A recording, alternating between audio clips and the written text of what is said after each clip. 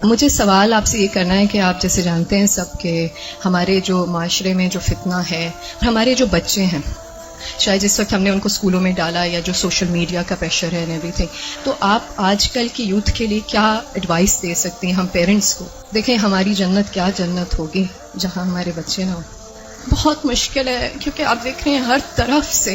Media is playing such an important and such a difficult role کہ ہم parents کے لیے اس چیز کو سنبھالنا بہت مشکل ہو گیا ہے اینڈ آل آف دیٹ۔ اور میں ایک واٹس ایپ پہ میسج مجھے ملا کہ what will happen to my children when I die, but سوچنے والی بات یہ ہے کہ what will happen to my children when they die. So اگر آپ کوئی ایڈوائس دے سکتی ہیں اس سلسلے میں تو بہت موزوں رہے گی۔ انہوں نے دکھتی رگ پہ ہاتھ رکھ دیا ہے اور بہت ہی اہم سوال ہے یہ۔ حقیقت یہ ہے کہ یہ ہر گھر کا مسئلہ ہے، ریلیجس فیملی ہے یا ریلیجس نہیں ہے، یہ مسئلہ ہر جگہ ہے، پڑھے لکھے ہیں یا ان پڑھ ہیں۔ آئندہ جنریشنز بہت بڑے فتنے میں ہیں، فتنہ ہر ہاتھ میں ہے اور وہ بڑھتا ہی چلا جا رہا ہے اور پوری دنیا ان کے سامنے ایکسپوز ہو چکی ہے۔ یعنی آپ کس کس چیز سے ان کو بچا سکتے ہیں، کس کس چیز سے روک سکتے ہیں؟ صرف ایک ہی حل ہے اور وہ روک اندر ہو، اور وہی تقویٰ والی بات ہے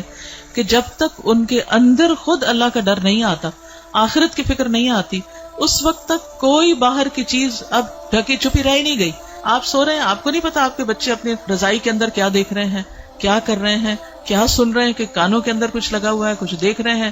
اور پہلے تو کہیں کسی خالی جگہ پہ جا کے چھپنے کی ضرورت تھی، تو اب تو گھر کے اندر بھی ہر جگہ چھپنے کی جگہ ہے، کیونکہ جس اسکرین پر وہ سب کچھ دیکھ رہے ہیں وہ ان کے ہاتھوں کے اندر آ چکی۔ اس کے لیے جو پرسنل میرا ایکسپیرینس ہے وہ دو چیزیں، ایک تو یہ کہ ہم اسکولوں سے تو جو اسکول ہیں انہی میں ہی جائیں گے، اور جو باہر معاشرہ ہے اور جو کچھ ہو رہا ہے وہ سب وہ کریں گے، اس سے کاٹ تو نہیں سکتے۔ میں نے سب سے زیادہ جو دعائیں مانگی ہیں، رو رو کے مانگی ہیں، سجدوں میں پڑھ پڑھ کے مانگی ہیں، وہ اسی کے لیے مانگی ہے کہ اللہ میرے بچوں کو ایمان دے۔ یہ صرف پچھلے 5 سال میں جتنی چینجز آئی ہیں وہ اس سے پہلے شاید کئی 100 سال میں نہیں آئی تھی۔ اور پھر دوسرا کیا کیا، یعنی اللہ تعالیٰ سے خود ہی مانگا۔ دوسرا یہ کہ ہر تھوڑے عرصے کے بعد عمرہ، اللہ کے گھر چلو، کیونکہ اللہ کے گھر کا جو جلال ہے،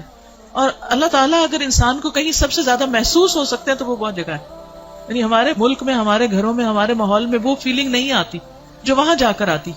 تو الحمدللہ ان عمروں نے، اللہ کے گھر کی زیارت نے دل کے اندر تھوڑی سی جگہ بنائی اللہ کو پہچاننے کی، کیونکہ جب تک اللہ کو بچے پہچانتے نہیں، اس کی عظمت کو محسوس نہیں کرتے، وہ اللہ سے ڈر نہیں سکتے، تو وہ تقویٰ نہیں آتا دل میں۔ تو اس سے یہ ہے کہ وہ ایسی جگہ ہے جہاں اللہ ماشاءاللہ سب کو جا کر یقین ضرور آتا کہ کوئی ہے ایک جس نے یہ سب کچھ بنایا۔ پھر اس کے بعد یہ ہے کہ قرآن کا علم، میں نے سب سے زیادہ تکلیف دہ مرحلہ گزارا کہ جب میں نے اپنے بیٹے کو قرآن پڑھایا، تو پھر میں نے یہ ٹھان لی کہ کچھ بھی ہو مجھے اس کو پڑھانا ہے۔ وہ ایج ایسی تھی کہ جس میں کچھ نہ کچھ وہ سننے کے قابل تھا، ورنہ وہ ایج بھی گزر جاتی ہے تو پھر بچے وہ اتنا بھی نہیں سنتے۔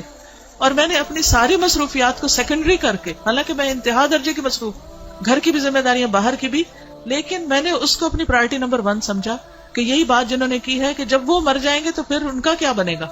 یعنی ہمارے مرنے کے بعد تو جو ہوگا سو ہوگا، ان کے مرنے کے بعد ان کی قبروں کا کیا حال ہوگا اور ان کی آخرت کا کیا ہوگا۔ تو اللہ سبحانہ وتعالیٰ نے قرآن مجید میں فرمایا قوا انفسکم واہلیکم نارا، اپنے آپ کو اور اپنے گھر والوں کو آگ سے بچاؤ۔ ایمان والوں کو خطاب ہے کہ اے ایمان والوں اپنے بچوں کو آگ سے بچاؤ۔ تو پھر میں نے اس کے ٹائم کے مطابق، جب اس کا موڈ بنے، لیکن روز کی شرط رکھی تھی کہ ہر روز پڑھیں گے تھوڑا تھوڑا، 2 آیتیں 4 آیتیں، 1 رکوع 2 رکوع 1 رب، اور اس طرح کر کر کے میں نے پورا قرآن اس کے ساتھ پڑھا کہ مجھ سے نہیں ڈرے، اللہ سے ڈرے، میری خاطر نماز نہیں پڑھے، اللہ کی خاطر پڑھے، میری وجہ سے کچھ مت چھپائے جو دیکھ رہا ہے، اللہ سے ڈر کے چھپائے۔ تو یہ کسی حد تک فائدہ مند ہوا۔ یہی ماؤں سے کہوں گی کہ ساری مصروفیات اپنی جگہ ہیں، لیکن بچے آپ کی پرائرٹی نمبر 1 ہونے چاہیے۔ ان کے لیے کھپ جائیں دعائیں مانگ مانگ کے بھی، اور اس کے ساتھ ساتھ ایک دفعہ کم از کم قرآن سے ضرور گزر جائیں، کیونکہ جب وہ قرآن سے گزر جائیں گے پھر ایٹ لیسٹ آپ کی رسپانسبلٹی نہیں رہے گی۔ اللہ ان کی سب خیر کرے، لیکن اگر خدا نہ خواستہ ان کے اندر کوئی بگاڑ آتا تو آپ کی پکڑ نہیں ہوگی، لیکن اگر آپ نے کوشش نہیں کی، محنت نہیں کی، تو آپ کی بھی ساتھ پکڑ ہے، صرف آپ کی نمازیں پھر کام نہیں آئیں گی۔ تو اس لیے ہم میں سے ہر ماں کو سنجیدہ ہونے کی ضرورت ہے، چاہے رونا پڑے، محنتیں کرنی پڑے، بھوک کاٹنی پڑے، کچھ کرنا پڑے، لیکن پکڑ کے بیٹھے، خود بیٹھے۔ یہ مولویوں پہ نہ چھوڑیں کہ کوئی اور آ کے لیکچر دے گا تو وہ سن لیں گے، اس کو بتا دیں گے، ابا کو بتا دیا، چچا کو بتا دیا، اس کو ماموں کو بتا دیا، ٹھیک ہے وہ بھی کچھ ہیلپ کرتے ہیں، لیکن سب سے زیادہ آپ کو خود کرنا، اور اس کے لیے آپ کو خود پڑھنا ہوگا۔